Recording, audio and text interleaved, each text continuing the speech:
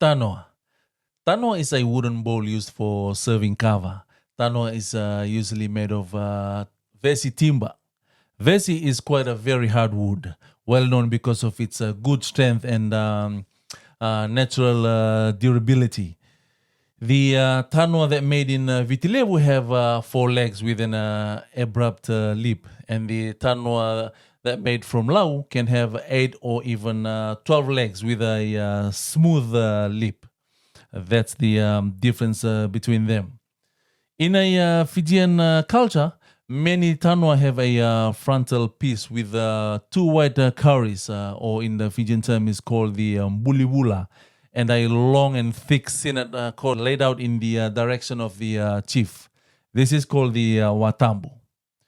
The sinnet cord or the watambu is made of plated coconut fiber or the mangi mangi. The mangi mangi were only made by men. Women don't make mangi mangi.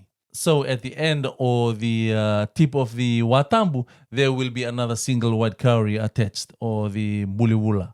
This is apparently symbolic of penis with the notion of fertility.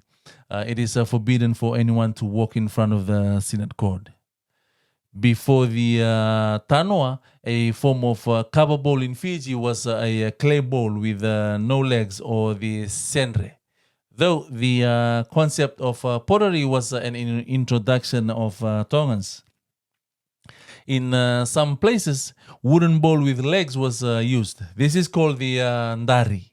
In the highlands of Vitilevu, bowl was improvised with leaves in a depression dug in the ground. Right, the wooden tanwa was introduced via Tonga only in the latter half of the 1700s.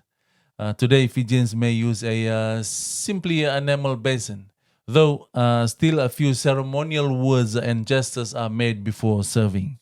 It is a rather firm custom that when a mix is made in the tanoa, it must be consumed at that sitting. The tanoa is not washed. A priced patina forms on the surface after long use. The bowl should be hung against the wall when not in use, so the dust does not settle on it. Most tanoa are made at Kambara Island.